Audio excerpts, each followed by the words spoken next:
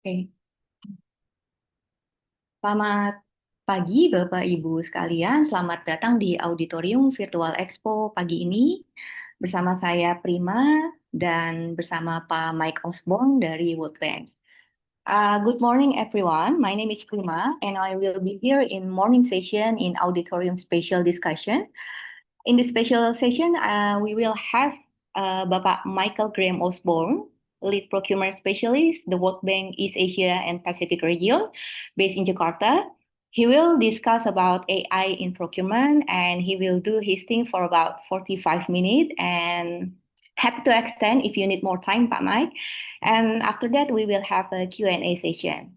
I welcome all participants, both in the auditorium and also in the Zoom.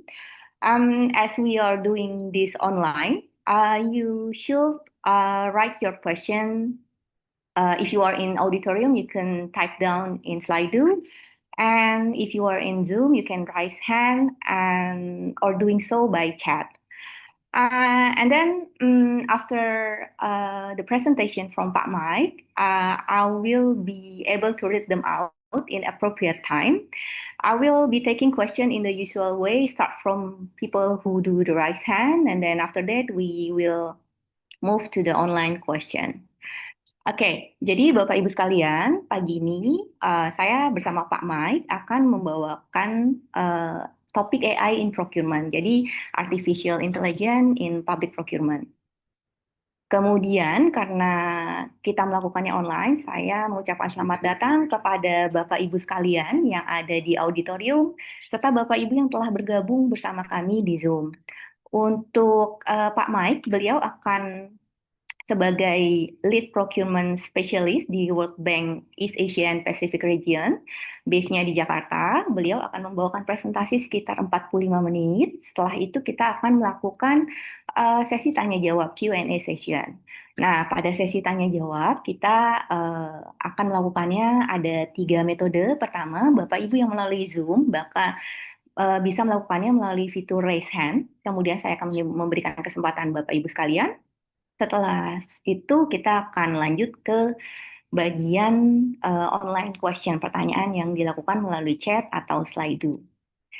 Oke, to begin, I would like to invite Pak Mike and please welcome our notable speaker, Mr. Mike Osborne. The screen is yours, Pak. Please. Terima kasih. Good morning, everybody. My name is Michael Osborne. I'm the Procurement Hub Lead for the World Bank based in Jakarta. The presentation today is on the future of procurement with the use of AI. So over the last 2 years, I guess, AI has become a big part of the work program for the World Bank, particularly in the East Asia Pacific region, to the point where the performance of the staff are actually measured in part based upon how much they are taking advantage of the AI tools that are available. So the presentation here is in 2 parts.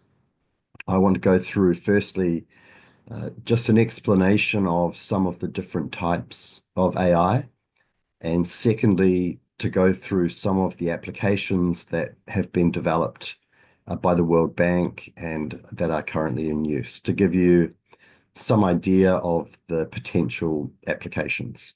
So with that, I shall begin the presentation.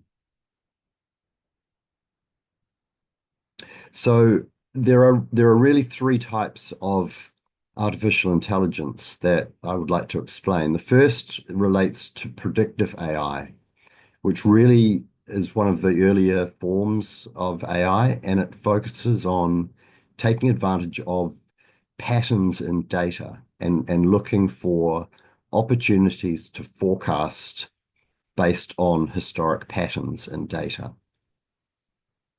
The second is generative AI, which is a creative product used to develop content. So that could be drafting documents, videos, images, and it takes an input and uses that to create an output or a creative output. The third is agentic AI, which is an advancement on the previous two in that it takes a prompt and uses that to make decisions on behalf of humans. So it does not require human intervention to make a decision.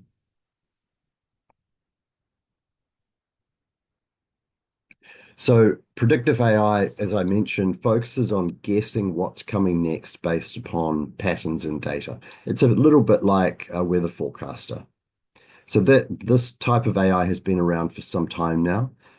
It's largely well adopted across, certainly across World Bank and across many public procurement entities worldwide.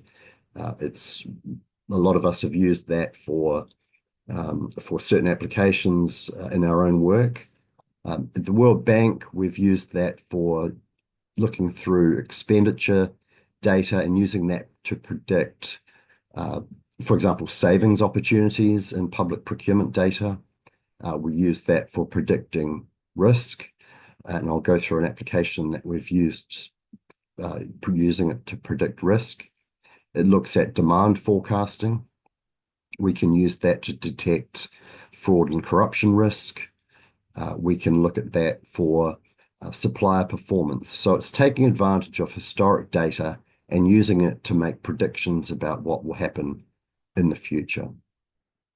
So that is largely well adopted, and it's expected that through AI platforms such as Microsoft and so on, that will largely become uh, universally adopted in the next year or so. And it's certainly the case with World Bank. So generative AI, and many of us will have used this already, takes an input and uses that to create an output. So we can use that for ChatGPT, for example. We've used that many of us have used that to enter a prompt and request an output. In procurement application, we've used that for drafting procurement documents. So terms of reference, requests for proposals, basically any document that we would like to generate that has a history where we can lean on that historic data and use that to generate new content.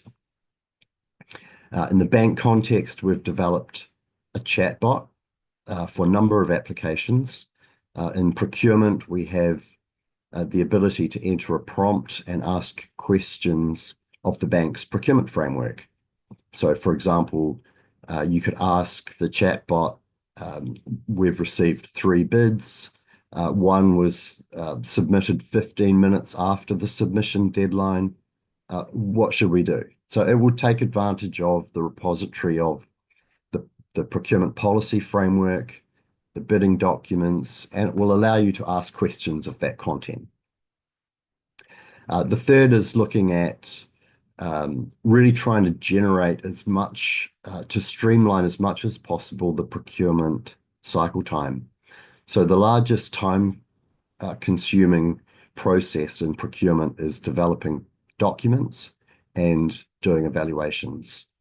Those two tasks can largely be automated using generative AI, where we're using the technology to query the documents to produce new documents or to compare bids that have been submitted against a set of criteria that we can define. So again, this is largely already well adopted. Many of you will have used ChatGPT or Copilot. And over the next couple of years, that will largely be taking away a lot of the administrative tasks that we have in terms of document generation. The third type of AI that's becoming more mainstream is agentic AI. So agentic AI takes advantage of uh, using the agents to make decisions on behalf of people. So in simple terms, imagine it's like a robot or a smart assistant where we can set up and describe the functions that we want this agent or robot to do, and then it will go ahead and do those tasks on our behalf without any human intervention. So, for example, it could I've set an agent up to look through my inbox and to prioritize my emails based on a set of criteria that I've defined and to give me a task list based upon the contents of my emails and also write responses to some of those emails automatically based on a set of criteria that have been predefined. So that's a simple application, but in more complex scenarios, essentially what will happen is that the tasks that we have that are relatively routine will get taken over by these agentic AI bots.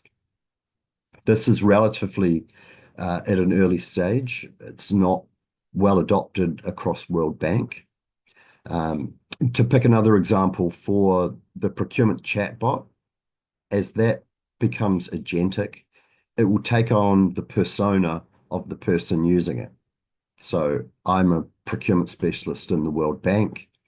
As that chatbot becomes more familiar with the types of questions that I ask it and the responses or the corrections that I give it, it will become smarter and smarter and start to adopt the role that I have and provide outputs that are more intelligent and have an ability to make decisions on my behalf. So over the next couple of years, I expect that agents will again start to take over a lot of the administrative tasks that we currently have. The next step from agentic AI is what's called magentic AI. And in this scenario, we've described a number of different types of agentic bots that have different functions. So, for example, I could define an agent that looks through documents looking for spelling mistakes and grammar. I could also define another bot that's looking for compliance with uh, a bid evaluation report against the criteria that were described in a bid document. I could do another bot that looks at the the output of the evaluation report consistent with the template that has been defined. So we've got three different bots, and I can put another one on the top of those that drives and instructs all of those separate agents to do different tasks. And so I could also pick the spelling and grammar bot to look at reports that I receive. I can start to stack the agents so that they can perform different tasks and be controlled by a separate magentic AI algorithm. So in terms of how this will play out over the next few years, I think in the short term, generative AI and predictive AI is largely well known. The application to our work is starting to become more mainstream, and over the next year or so, I expect many procurement entities globally will start to apply predictive and generative AI tools to their work programs. We're expecting that by 2028, 2029, over the next 3 or 4 years, that agentic AI bots will again start to eliminate a lot of the administrative tasks that we have. In simple terms, email management, reviewing documents, generating documents. At some point, that will become a magentic AI product where you can imagine the entire procurement process will be automated for a lot of transactions. So that would mean that uh, the bots will be able to identify the optimal procurement approach, write the documents, publish the documents, receive bids, which will also be AI generated, evaluate those bids, and award contracts. So for very simple transactions like goods, that entire procurement process will be largely automated, which will mean that our task as procurement professionals will move away from a lot of administrative low value add tasks and more towards higher value add tasks like contract management.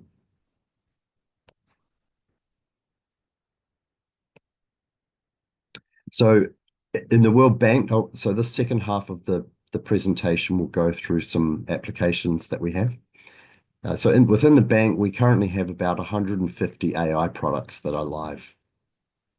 And a lot of those are generative or predictive. They're looking through past bank data or past bank documents, and they're using that to make either new documents or to make predictions about risk or spend patterns or um, things like that.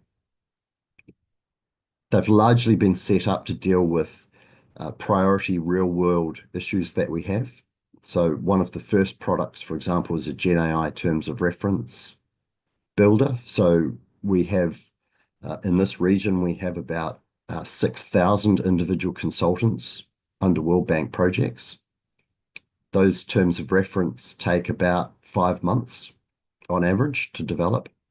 So you're looking at about somewhere between 20 to 30,000 person years saved in time just from that one product.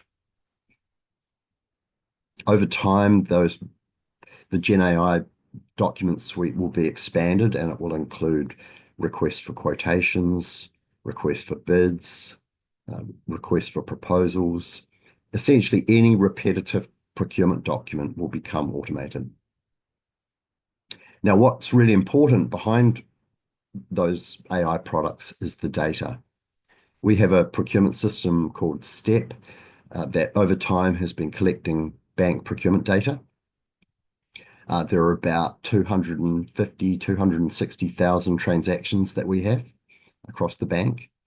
And we have about 15,000 projects that have been done that we have data on. So we've got this huge repository of data that we can lean on to make predictions about what will happen in the future, what good documents look like that we can use to make future documents.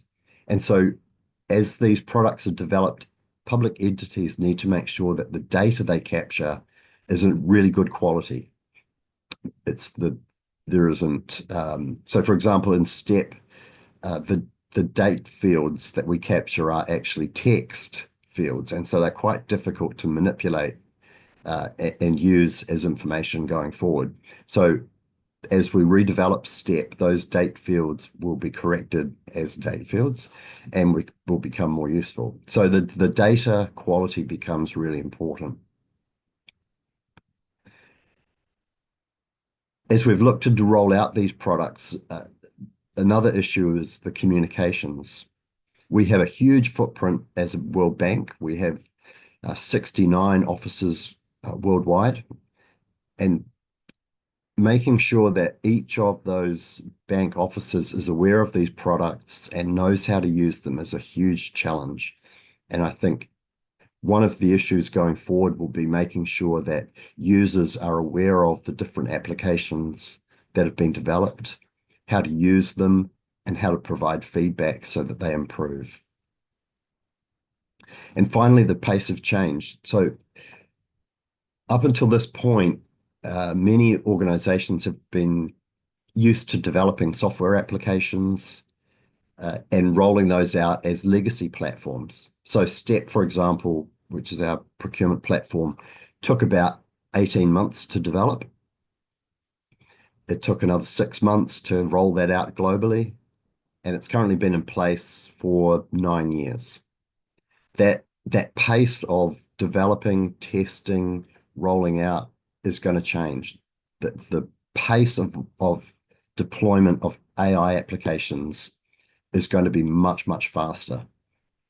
So the approach to developing software platforms and rolling them out will go. We're going to have to get used to consuming software as a service because the pace of change and development is going to be much, much faster. And we won't have time as organizations to continue to develop software applications and roll them out on using the timeframes that we're used to. So to pick an example, and I'll show this shortly, we've developed a project management platform that platform has the ability to plug in different AI products. So we have generative AI procurement documents that will become useful. We have predictive risk management that will come in as an application. We have payment processing and payment tracking that will be added. And over time, those applications will continue to change and get swapped out with new applications that are better.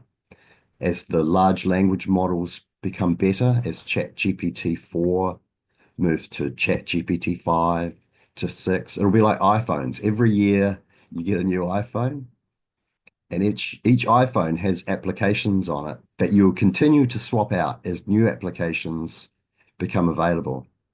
So we're at a point now of really adopting, we're moving from the old Nokias to the iPhones. There's this technology shift, and we're going to have to get used to treating these AI products like applications on our phones, where we'll just update them and swap them out on a much faster basis.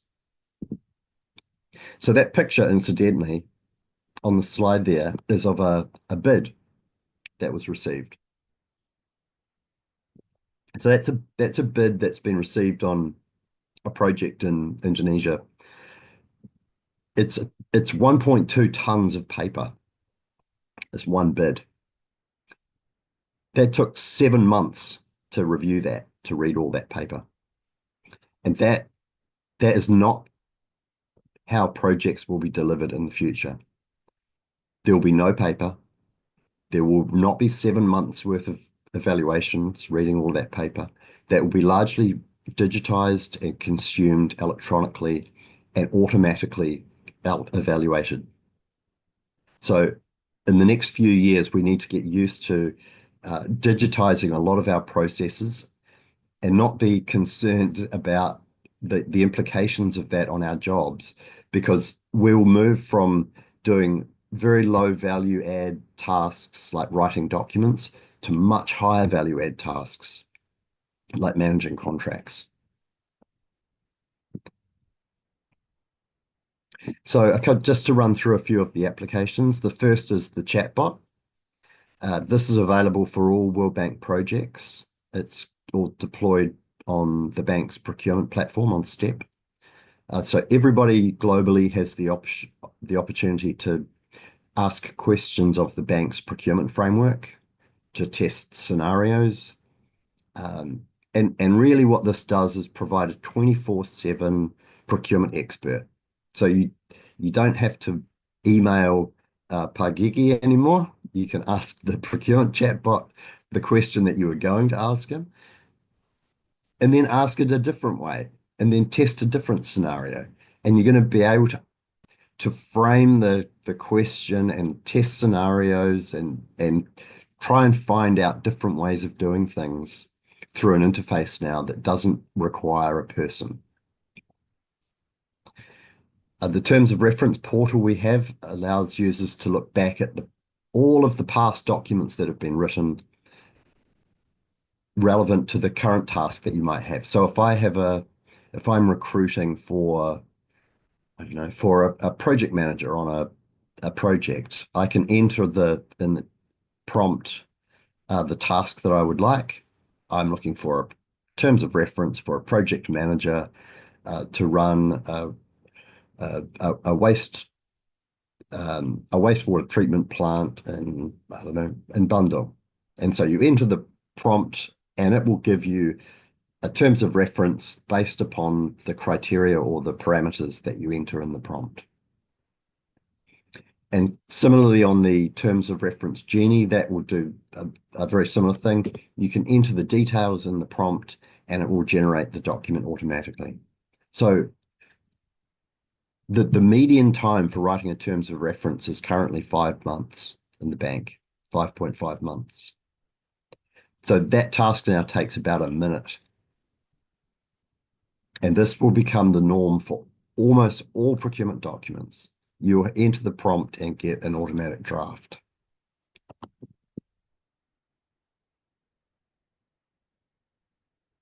So we have a project management platform as well called Project IQ. So I want you to imagine that you're a project manager on a World Bank project. As a project manager, you want to know really what's your next best action that you need to take on this project. Now, that could be writing a document, that could be managing a compliance issue, it could be getting an export license, it could be managing a risk that's come up or following up on a payment that's late. So this platform automates and optimizes the sequence of activities for project delivery. It also identifies the resources or the people required to deliver that project and automatically generates the documents that are next up in the workflow.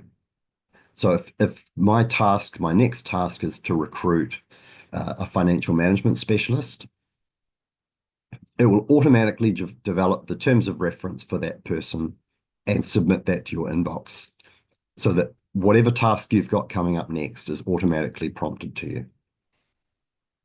And as the Gen AI documents get built out, different products will be added to this platform to build out its functionality.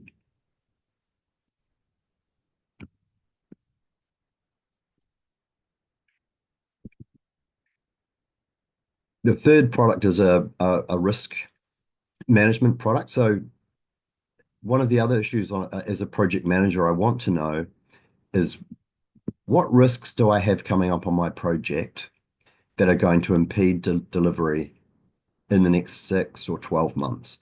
What I don't want is for risks to be happening to start to occur, and I'm not aware of them in advance. I don't want to be continually surprised by risks that are impeding project delivery. So this platform predicts risks based upon the project data and the past project data that is available to look at patterns and predict where issues are going to arise.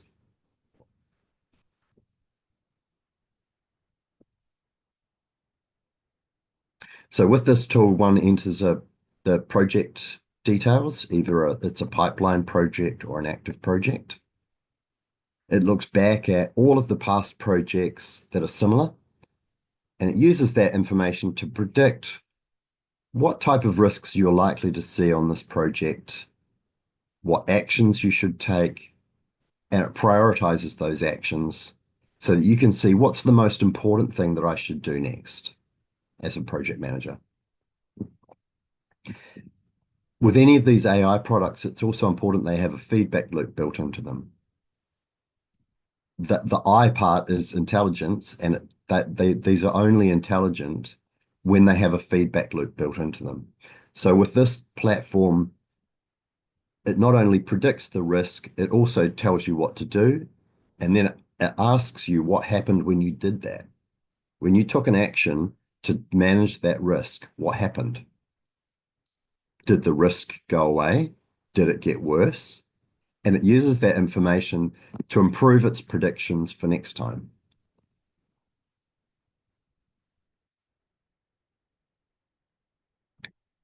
So with this platform on the right-hand side, we can see all of the projects that are plotted in this case, the top 10 projects and where they sit in terms of risk profile on a heat map. So the red ones are obviously high risk. So this allows me to look at a portfolio. We've got 280 projects in the region. It allows me to look at that portfolio and see which ones are the riskiest ones, why they're risky, and which ones are not risky and therefore can be deprioritized.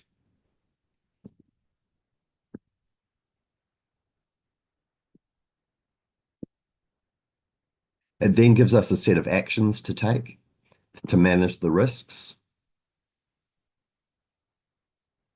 and allows us to punch out into different products as well. For example, the terms of reference product to manage some of the risks that we've got. The next example is taking advantage of data analytics to look for opportunities to manage environmental and social risks. So obviously, compliance with environmental and social and incorporating sustainability aspects into our projects is important. We want to know what are the top environmental and social issues that we should be considering for a project, in this case for PLN. We've got a life cycle cost model that allows us to look at what is the total life cycle cost of a hydro scheme in Indonesia? What's the asset cost? What's the operation and maintenance cost? What's the environmental footprint? What social aspects are going to contribute to cost and benefit for that asset? And it allows us to manipulate the parameters of the project to optimize the life cycle cost of that asset.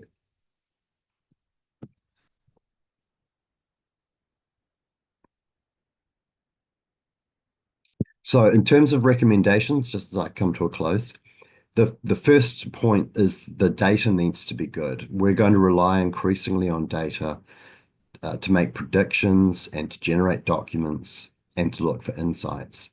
And the more reliable and robust that data is, the more reliable those predictions will be. As we consume that data and put it through GPT platforms, we need to have standards around the sharing of that data and privacy aspects so that we're not making available information that should be protected by privacy. The third recommendation is to really start to consume these tools as users. The more that we can take advantage of these tools now and become familiar with them, the more future-proofed our jobs will be and the more efficient that we will be as procurement professionals.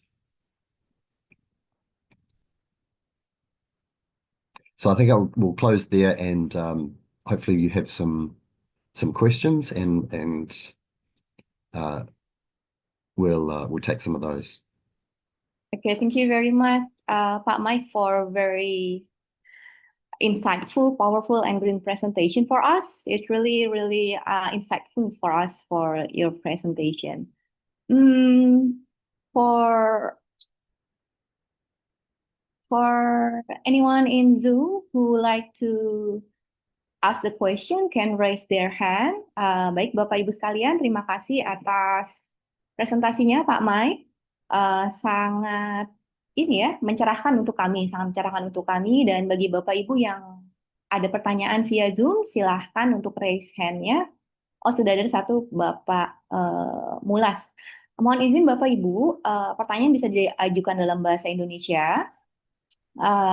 Dari presentasi tadi ada beberapa hal yang memang bisa kita ambil ya, terutama terkait tahapan-tahapan AI. Yang pertama tentang predictive procurement, kemudian predictive AI, kemudian generative AI dan agentic AI. Kemudian ada dari Worldbank sendiri telah melakukan pengembangan-pengembangan dan telah memanfaatkan tools AI tersebut dalam kegiatan procurementnya dan mungkin dalam 2 tahun atau beberapa tahun ke depan akan fully menggunakan dukungan dari AI. Seperti itu kira-kira. So we will move to the questioner, Pak Mike. There is one participant and also we have about 10 questions in Slido. So we will go with the live question first from Pak Mulas. Silahkan Pak Mulas. Oke, terima kasih Mbak Prima. Assalamualaikum. Hello everyone. Hello Bapak Mike Osborne.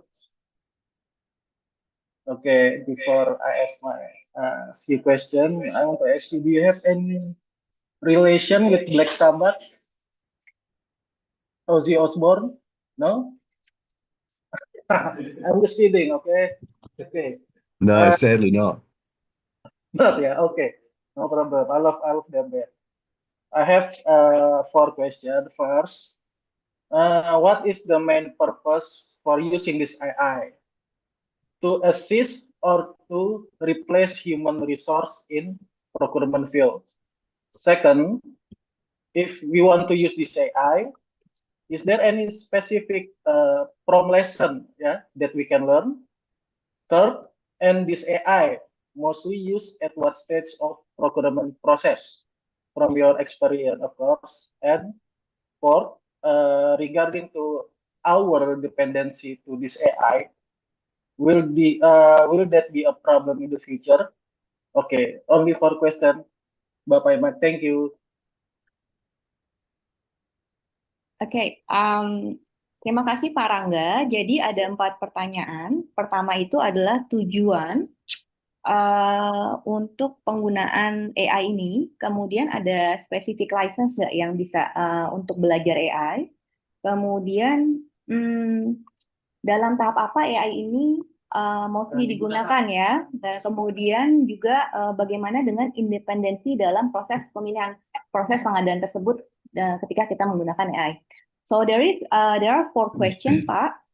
The first about the main purpose in using AI for procurement process. Maybe Rangga mean about the benefits and the benefits of AI in procurement process. And then the second one is about, do we need a license in using AI in procurement process? Maybe a certification kind of something, Pak Rangga? And also,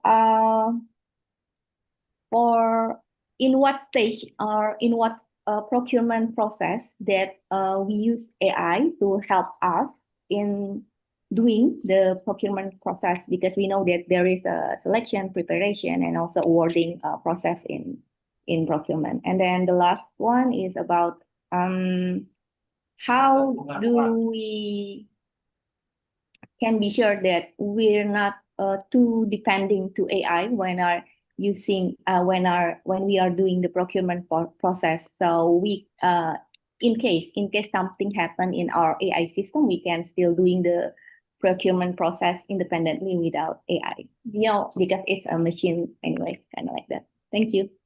Is it clear enough, Pak? That's very clear, yes. And thank you. Those are excellent questions.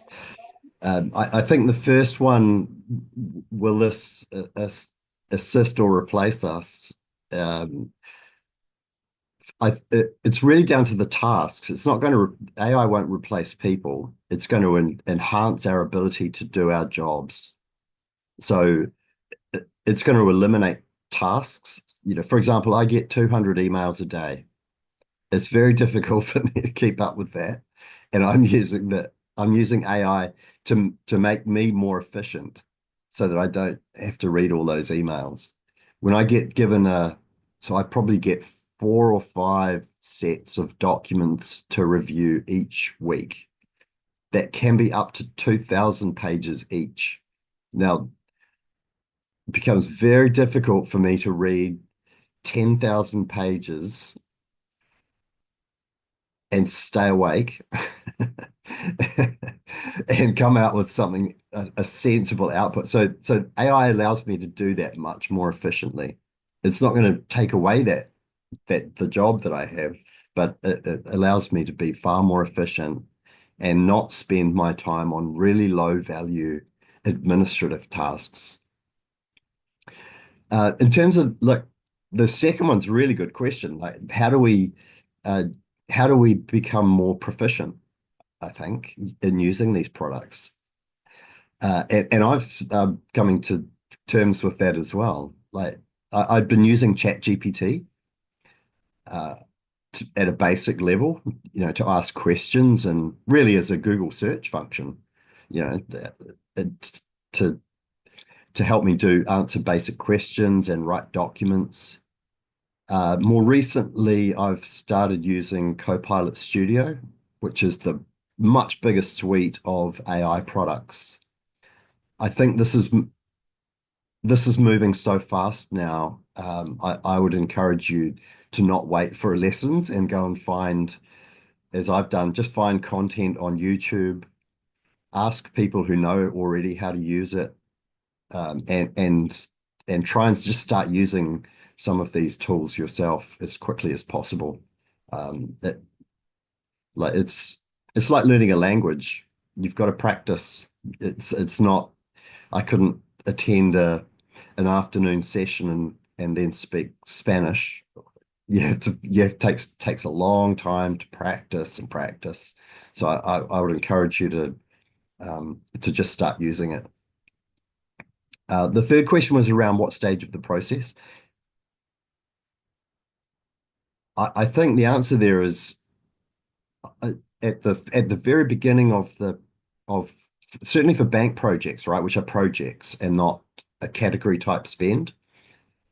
So if we distinguish procurement into projects procurement like we do and category procurement like a lot of ministries and departments do,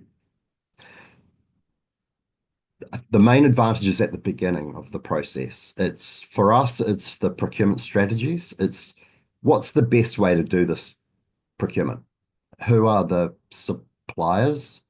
What qualifications should we define? And then write the documents associated with that. So it's all of that analytical work at the beginning, and then it's the administrative or clerical type work, writing documents. So anything that's repetitive or high volume or time consuming, that's what we're trying to target first in terms of these products. So it's the Gen AI terms of reference, the chat bot that's being able to ask questions of regulations, that stuff that's very time consuming to do. And so we're targeting those issues first. And your last question, which was very insightful as well, is around dependency. I think that's inevitable, right? As we become like as people, I think we have a tendency to take shortcuts and to get to be lazy. And the more we use the AI, the more we're going to depend upon it because it's quick and it's easy. So yes, I think it's inevitable that there'll be a dependency that's created, and I think there'll be a dumbing down to an extent.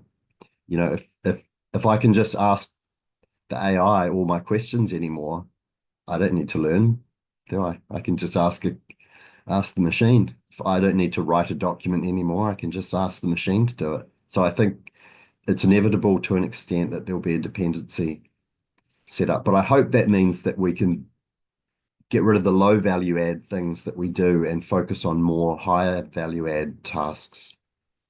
I can really see a world where a lot of the selection up to contract award is largely automated. And that's not far away. Like that, I know SAP already have that product. Ariba already have a product that completely automates the selection. So for things like vehicles and laptops, goods that are easy to specify, that will we won't have to do that anymore. It will be automatically procured. And on the supplier side, you can guarantee that they're writing their proposals using AI. So we've effectively got AI now talking to AI. We're asking using AI to make a selection, and the bidders are using AI to submit their bids. And so it's not far away that we just step out of the process and AI will take over. The agentic AI will take over. Hope that's not too scary.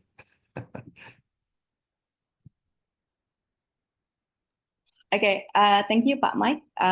Baik Bapak Ibu, terima kasih Pak Mulas. Jadi sudah jelas ya. Jadi beberapa hal tadi yang ditekankan oleh Pak Mike adalah kita menggunakan AI untuk mengefisienkan waktu, cut down waktu kita untuk pekerjaan-pekerjaan yang memang sangat memakan waktu, misalnya reviewing dokumen, kemudian hal-hal yang sifatnya itu pengulangan. Jadi itu lebih mudah karena yang sifatnya repetitif itu akan bisa efisienkan melalui AI. Kemudian terkait tahapan kira-kira mana sih AI itu bisa kita aplikasikan, itu terutama di proses kalau tadi sama ada procurement per kategori, kalau kita kan ada yang di barang, jasa, konsultan, seperti itu Bapak Ibu ya. Nah ini di tahapan procurement strateginya, mungkin kita lebih familiar dengan perencanaan pengadaan seperti itu kira-kira. Oke, So thank you, Pak Mike, for the explanation. We will move to the chat box. Here we have two questions. The first one is from Pak Tri Putranto. He asked about, is there any massive open online course from the World Bank use AI in the public procurement? And then the second one is, could you share any recommendation of World Bank paper relevant to today's discussion if available? Thank you. I can certainly share. Yeah, I'll find some links and share them with you. I don't think there is a MOOC yet for AI and public procurement, but there are quite a lot of there's a lot of material that's been produced, and I'll share that with you after this. Yeah, I think there is a World Bank repository, right? That put some journal or something. So Bu Rika maybe can search in that portal ya Pak ya. Yeah. Yeah. Okay. So okay. Okay, can we move to slide Pak? So we have so many people excited to ask. Okay, the first one. To what extent can AI enhance transparency and accountability in government procurement process? Yeah, please, Pak Mike. Yeah, shall I take a few of these? If you leave that up on the screen, I'll take a few of these questions. To what extent can AI enhance transparency and accountability In in government. government process? Again, I think this comes back to the data availability. So, if governments are publishing their procurement awards, then certainly that information is going to be available to the public to enhance transparency and accountability. Because over time, the data, you'll be able to see patterns in the data, who's winning contracts, are they qualified against the criteria that were published? So there's no doubt that we can use AI to consume a lot of data at scale and enhance transparency and accountability. There's absolutely no doubt about that. Okay. What? Sorry. I'll translate first, Pak. Oke. Jadi tidak ada keraguan ya Bapak Ibu kalau misalnya AI itu pasti akan mendukung untuk proses transparansi dan akuntabilitas di pengadaan pemerintah gitu kira-kira penjelasannya. Please go on, Pak Mike. Which question am I taking? If I go for the policy one? Okay. What do you want to do? We can do the upper one or the policy one. I think the policy aspect is really interesting. Like what policy aspect need to be considered in preparing the use of AI in government procurement of goods and services and ensuring its security. So it's about security issue too. Yeah, great question. Look, the obvious immediate issue there is the confidentiality of information. So, as we receive bids, for example, we want to take advantage of AI to look at the information in those bids or for evaluation purposes. We need to make sure that we're not using open AI platforms like ChatGPT. So the World Bank has set up its own AI platform with what's called guardrails, where the information is not published outside of the World Bank environment. So the confidentiality and information security and classification is maintained.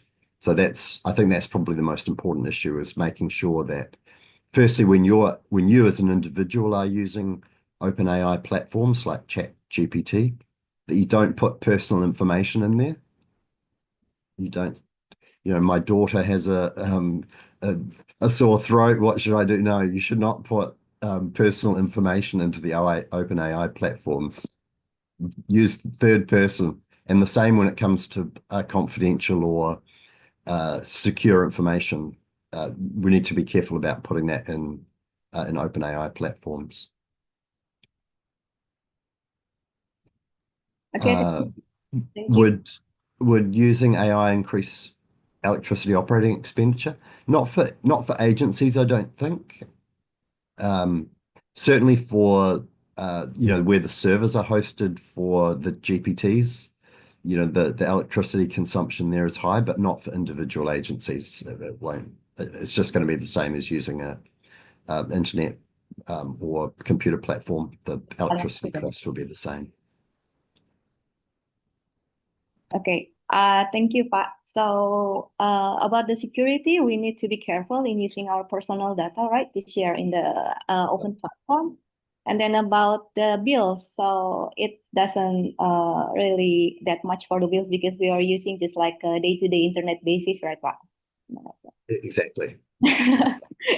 Yeah, maybe people think that we need a special server for AI tools or AI application. So he thinks about the bills, kind of like that.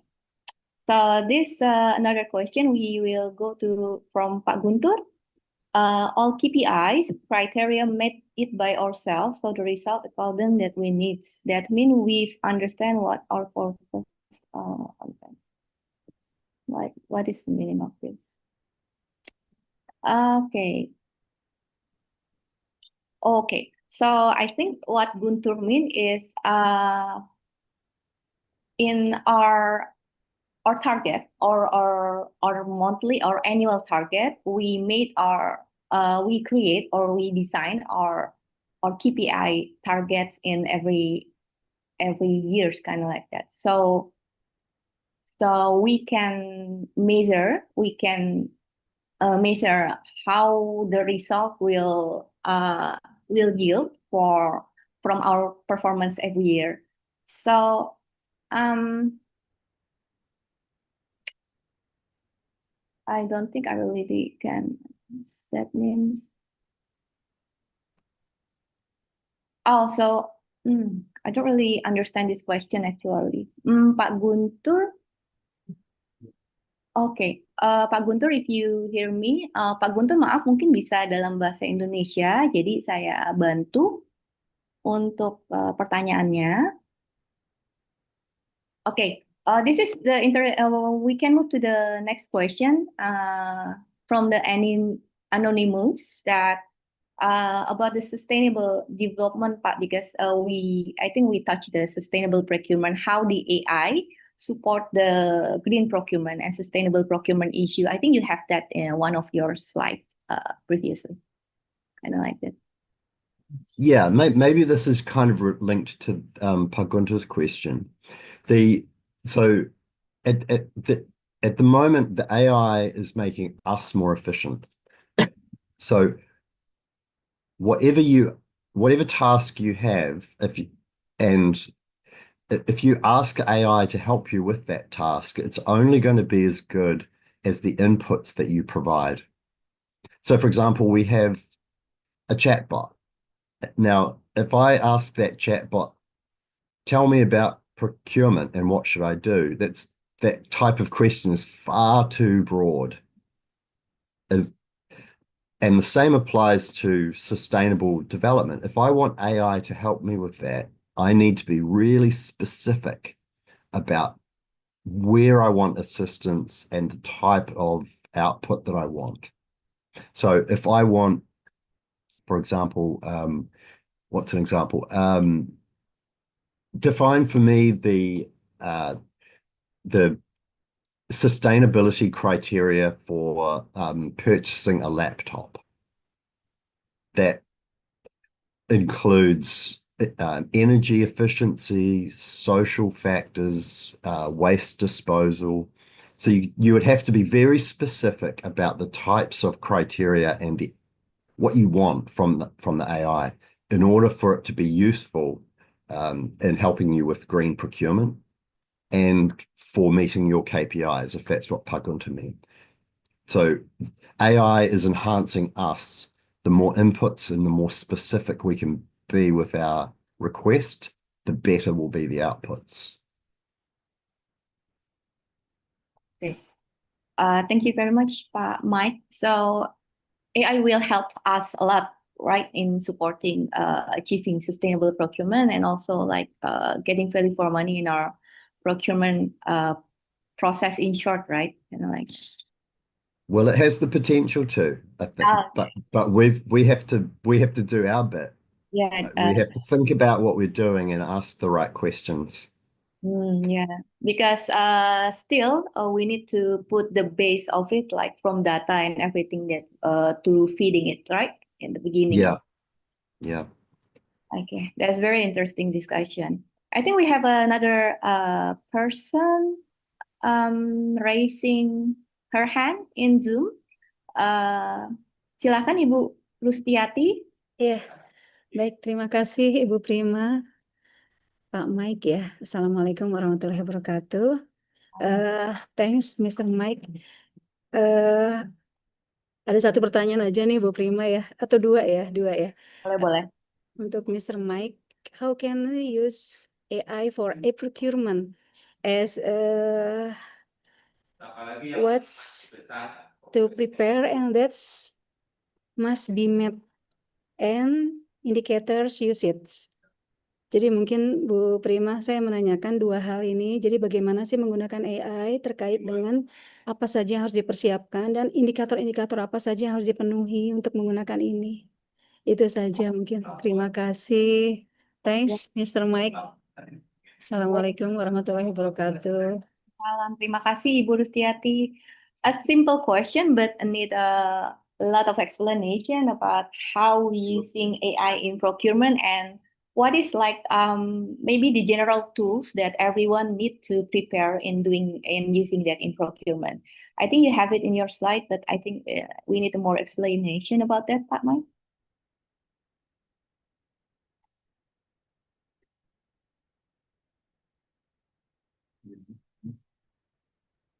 Sorry, you still mute your phone. Sorry. Yeah, it's okay. Look, there are applications that World Bank has that may or may not be relevant to your work.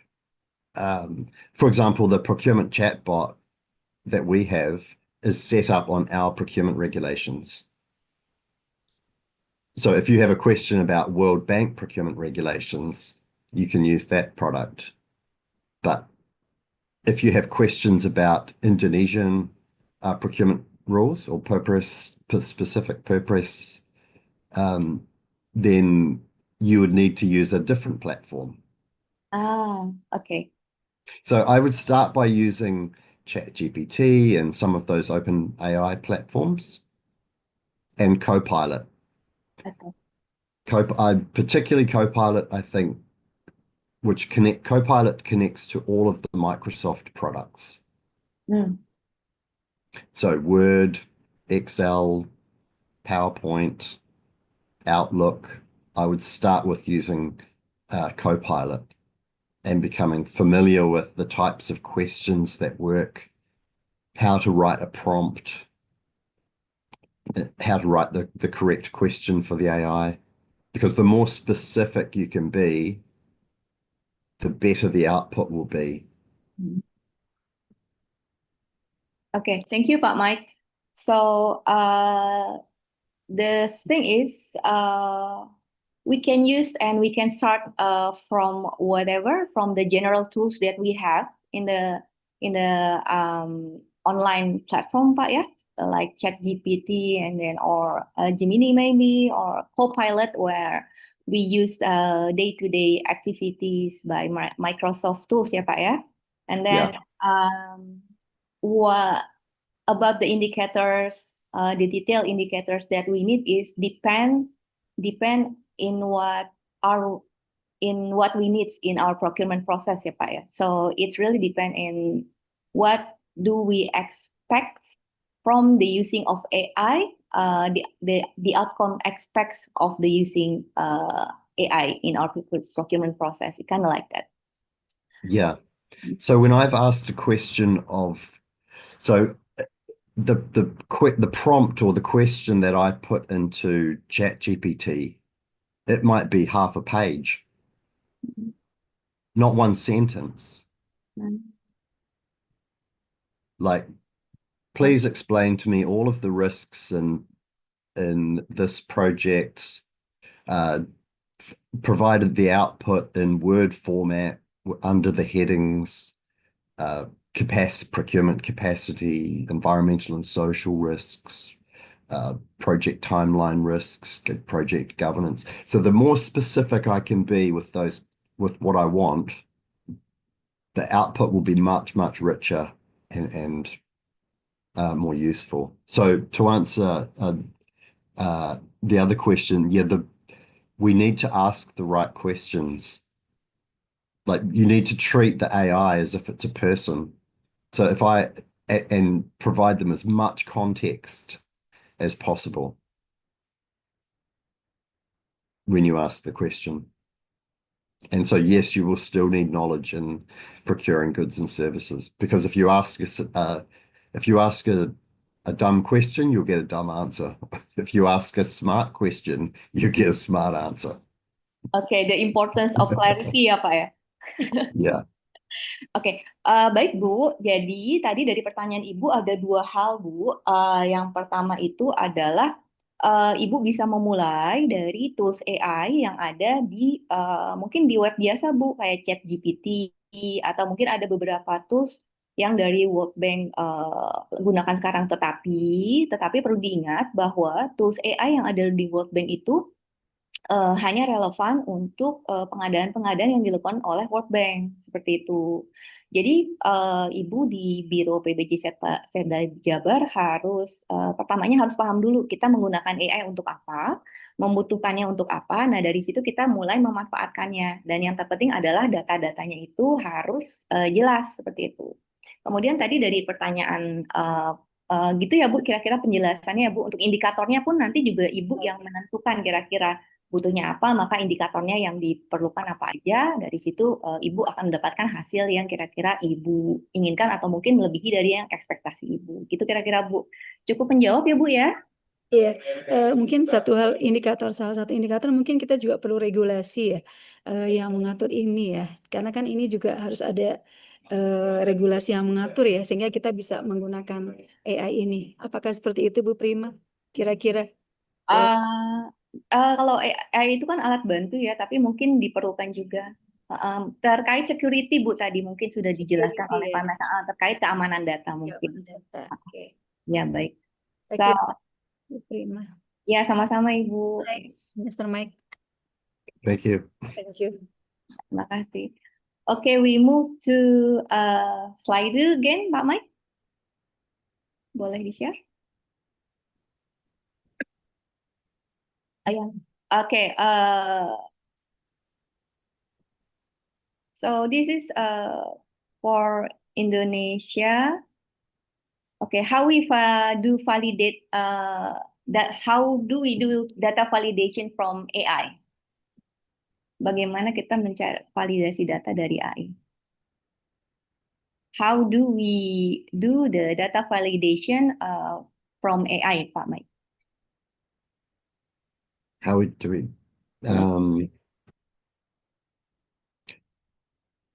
maybe I can reframe the question. So whenever we use AI, there's a risk of hallucinations or getting an answer that makes no sense or is just wrong. The best way to avoid that is to be really detailed with the question. The more context you can provide, the more information you can provide, the less likely you will be to get a wrong answer. I think that's probably related to that question. Okay. So the thing is the clarity is important ya Pak ya. So the more detail and then we will get the more detailed answer, kind of like that. So Yeah, look, whenever you ask a question of either of Google or AI or a person, there's always a risk that they give you a rubbish answer. And so you need to be, I guess, sensible about looking at what you get as an output, but also provide as much context as possible when you ask the question. Okay, thank you. So this is the both line from Pak Mike again and again. Then we need to feed the AI with the clarity and then the detailed information that so we can get what we want ya Pak ya. Okay, maybe the last question Pak Mike before we close the session because I think you only have 1 hour's time here. Could AI in procurement possibly enable a workforce reskilling and role transformation? This is a very good question. Absolutely. Yeah. And that's going to happen quite quickly, I think. Like certainly in the World Bank, I can see over the next year, the role that we perform as procurement specialists will change significantly. Like the bank's role currently is really around oversight. And so we read and provide documents and provide advice around compliance, around good practice, around how to optimize a procurement approach. AI will largely complement that, so the advice we provide can be better, faster, more accurate, and a lot of the low value work that we do will be eliminated, and we'll be expected to provide a lot more insights and hands-on support. So I think yes, there's no doubt that AI will enhance the workforce, and that's why I would encourage everybody to use the products that are available as much as possible and get familiar with them because they will keep evolving and changing. And those of us who are familiar with them will be able to evolve and continue to adopt them more quickly. And if we don't, then there'll be a risk of getting left behind. It's really it's I think I agree with you because AI will reshape our future ya Pak ya, and then we need to adapt with it. If not, we will gonna be left behind. I really agree with you. So the self improvement and also self learning is really important to catch up with AI ya Pak ya. Yeah, it's like when smartphones came out. If you didn't use a smartphone and you kept using your old Nokia, you just missed all of that communication and access and social media and access to the internet that was now at your fingertips. And we have that again now with AI. So it will just become a part of our day-to-day lives quite quickly, I think. Yeah, it's true indeed. Okay, because the time is nearly end, and then we have our director over here. Before we close, I'm gonna ask a closing statement from our director, Ibu Dwi. Are you? Yes, I'm here, Mbak Prima. Hello, Pak Mike. Oh, hello. Nice to see you. Yeah. First of all, of course, thank you very much for the participation of World Bank to our virtual expo. This is actually annual expo that we have, Pak Mike and others. So with the support World Bank and other development partner to our good seminar, and we learned a lot from you today. And I do hope that all friends here from many procurement entities in Indonesia would be increasing the capacity and then as well as the knowledge according to the AI in procurement process. So again, thank you, Pak Mike. And I saw here Pak Gigi and as well as Pak Budi here. So thank you very much. I hope that World Bank will continue, and of course the collaboration, coordination between KPP and World Bank will be more and more sustained in the future. Thank you, Pak Mike. Terima kasih, Bu Dwi. I look forward to seeing you again soon. Yeah, sure. Thank you for inviting me. Oh, thank you for coming. Okay, back to you, Pak Prima. Yeah, thank you, Ibu. Okay, Pak Mike, for wrap up, maybe 1 or 2 sentences for us, please. Well, I think the future is exciting. We shouldn't be concerned or apprehensive about this technology. It's really here to enhance our ability to do our jobs. So I'd have some fun with it and practice and play around and make some mistakes and get familiar with it. And I think we're living in exciting times. And thank you very much again for inviting me. Okay, thank you very much, everyone. Pak Mike, and please give applause, virtual applause for Pak Mike. And yeah, it's really a stimulating session, Pak, for this morning and for us. Once again, thank you very much for your support, Pak Mike, Pak Gigi, and all World Bank staff. We will like to close the morning session, and then we hope that we still continue our cooperation for next session maybe or next event. Thank you and good morning everyone. Terima kasih semuanya Bapak Ibu sekalian.